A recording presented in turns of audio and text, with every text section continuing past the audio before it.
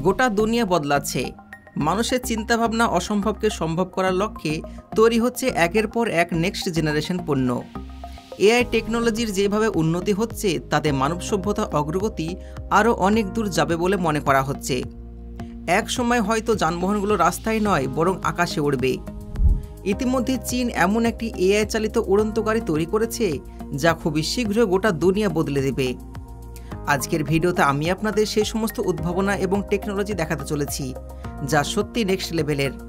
আর ভিডিওটি সম্পূর্ণ দেখলে আপনি বুঝতে পারবেন কিভাবে এআই টেকনোলজি পুরো দুনিয়াতে রাজ করতে চলেছে। ফেজ 35। গত বছরের জুন মাসে বিশেষজ্ঞরা সফলভাবে 20 কিলোমিটারের বেশি উচ্চতায় ফেজ 35 নামের একটি মানুষবিহীন আকাশযান উড়াতে সক্ষম হয়েছে। এই আকাশযানটি স্যাটেলাইটের থেকে কম খরচে একটি বিকল্প হিসাবে কাজ করবে এবং সৌরশক্তি দ্বারা চালিত হবে। এটি তৈরি কর্তৃপক্ষ দাবি করেন যে ফেজ 35 সারা বছর ধরে বায়ুবাহিত থাকতে পারবে এবং 15 কিলোমিটার পর্যন্ত পেলোড ক্ষমতা সহ্য করতে পারবে। 5G নেটওয়ার্ক সিস্টেম থেকে শুরু করে বনের দাবানল পর্যবেক্ষণ এবং আরও এই ধরনের কাজ পরিচালনা করতে পারবে।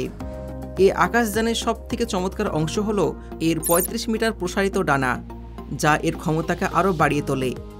আর এটি প্রায় 145 কিলোমিটার প্রতি ঘন্টা গতিতে পৌঁছতে পারে। অনুমান করা হচ্ছে আগামী 3 বছরের মধ্যে এটি তার কর্মদক্ষতা শুরু করতে পারবে এবং যুগান্তকারী ফলাফল দিতে পারবে। এটা হলো ফ্লাইটেক্স।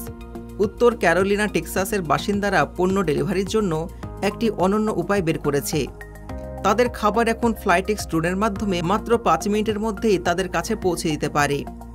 এই প্রথমবার তাদের শহরতলি এলাকায় এই ধরনের ডেলিভারি পরিষেবা তৈরি করা হয়েছে। তাদের ডেলিভারি পরিষেবা 8 কিলোমিটার বিস্তৃত, আর এই ড্রোনগুলো প্রতি ঘন্টায় 51 কিলোমিটার গতিতে পৌঁছতে পারে। তাতে আপনার কফি গরমই থাকবে আর আইসক্রিম গলেও যাবে না। এটি চালাতে কোনো রকম পাইলটের দরকার নেই, তবে অপারেটরের একটি দল সতর্কতা হিসাবে ড্রোনগুলো কনিষ্ঠভাবে পর্যবেক্ষণ করবে। বর্তমানে অর্ডারের জন্য সর্বোচ্চ 2.5 কিলোগ্রাম ওজনের মধ্যে আপনি যে কোনো কিছুকেই ড্রোনের মাধ্যমে অর্ডার করতে পারবেন, তা হোক আপনার টয়লেট পেপার বা প্রয়োজনীয় অন্য কিছু। Unity H1। এই দৃশ্যটি কল্পনা করুন, ইউনিটি নামের একটি রোবট দৌড়চ্ছে আর এটি মূলত আপনাকে তাড়া করছে। আর এই ভাবনাটি যে কারোর কাছে একটি দুঃস্বপ্নের মতন মনে হতে পারে। মজার ছলে কথা বলছি, হয়তো তাদের এই রোবটটি এত দ্রুত করা উচিত হয়নি। এই রোবটটি প্রায় 12 কিলোমিটার প্রতি ঘন্টা গতিতে দৌড়াতে পারে। ভাবুন সেই গতিতে আপনি কতদূর দৌড়াতে পারবেন। এমনকি নির্মাতারা দাবি করছেন এটা হলো নর্মাল গতির রোবট, কিন্তু তারা ভবিষ্যতে এর গতি প্রায় 18 কিলোমিটার বেগ করতে চাইছে। রোবটটির নাম দেওয়া হয়েছে ইউনিটি H1, আর এটি হলো একটা বহুমুখী সহকারী রোবট। এরা বিভিন্ন কারখানায় পণ্য বহন করতে পারে বা কারোর সাথে ড্যান্স করতে পারে। এমনকি মানুষ যা কিছু করতে পারে সে সমস্ত কাজে পারদর্শী এই রোবট। নিউরোলিঙ্ক। আপনি যদি লিমিটলেস সিনেমাটি দেখে থাকেন তাহলে হয়তো আপনার মনে আছে এই সিনেমার নায়ক তার মস্তিষ্ককে সুপার চার্জ করার জন্য এক ধরনের ওষুধ খেত, যা থেকে 200% ক্ষমতার অধিকারী করে তুলত।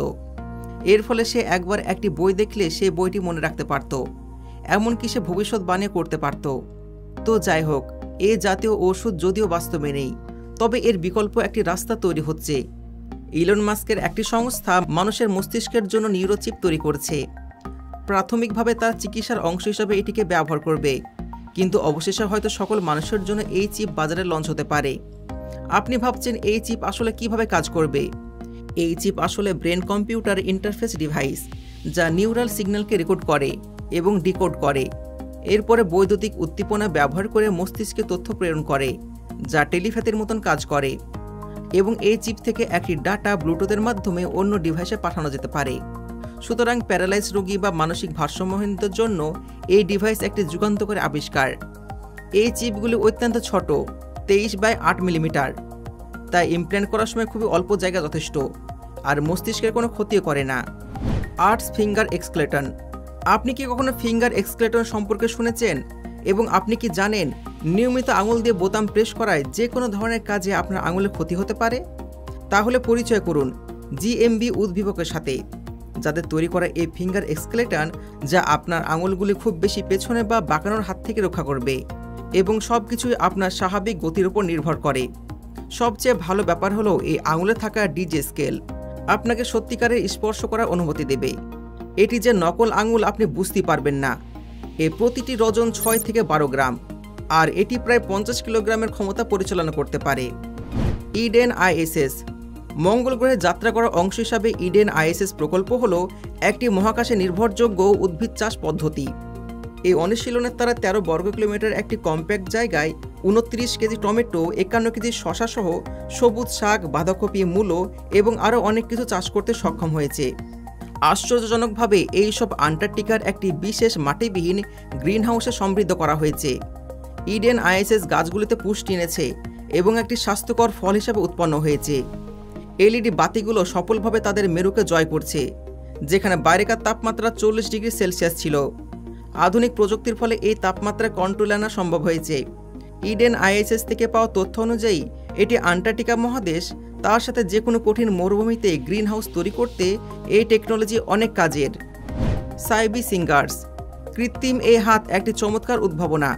বিশেষ করে এটি 2 বছরের কম বয়সী বাচ্চাদের জন্য উপযুক্ত। এটি খুবই হালকা ওজনের, এর ওজন মাত্র 200 গ্রাম, যা 3টি আইসক্রিম শঙ্কুর সমান।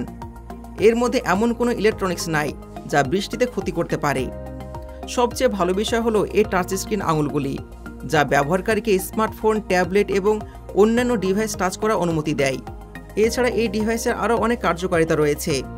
এর হাতের সাহায্যে আপনি এমন সমস্ত কাজ করতে পারবেন যা আপনি আসল হাত দ্বারা পরিচালনা করতে পারেন।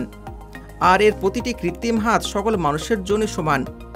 আপনার পছন্দ অনুসারে কাস্টমাইজ করতে পারবেন। তার সাথে এর এক একটি অংশ নিজের পছন্দ মতন বেছে নিতে পারবেন। স্পাউড সাধারণত অশুদ্ধ জলে সীসা এবং আর্সেনিকের মতন 60টিরও বেশি ক্ষতিকারক পদার্থ থাকতে পারে, আর বোতলজাত জলের অনেক বেশি দাম। তার সাথে প্লাস্টিকের বোতল ব্যবহার করায় কিছু ক্ষতিকারক দিক রয়েছে। এমতো অবস্থায় আমরা কিভাবে বিশুদ্ধ পানি চিনতে পারি, তাও সম্পূর্ণ প্রাকৃতিক উপায়ে?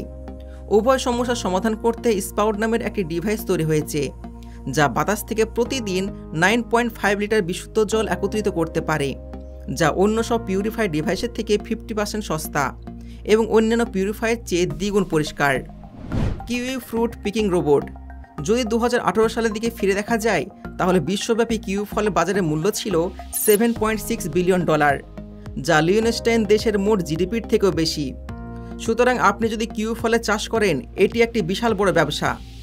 এই কারণে উদ্ভাবকরা কিউই ফ্রুট পিকিং রোবট তৈরি করেছে, যা উন্নত ক্যামেরা এবং লার্নিং অ্যালগোরিদম দিয়ে সজ্জিত। এই রোবট 90% ফল ধরতে পারদর্শী, সুনির্দিষ্ট পরিমাপ এবং মানুষের চেয়ে বেশি সূক্ষ্মভাবে বাছাই পরিচালনা করতে পারে। কিউই ফল সাধারণত একগুচ্ছভাবে ফলে, তাই সূক্ষ্মভাবে বাছাই করা দরকার পড়ে, না হলে আশেপাশের ফলের ক্ষতি হতে পারে। এমনকি এই রোবট বাগানে পরাগায়ন করতে পারে। তো বন্ধুরা, আশা করি আজকের ভিডিও আপনার ভালো লেগেছে। যদি ভিডিও ভালো লেগে থাকে ভিডিওতে লাইক করুন, চ্যানেলকে সাবস্ক্রাইব করুন। দেখা হচ্ছে পরবর্তী ভিডিওতে। ধন্যবাদ।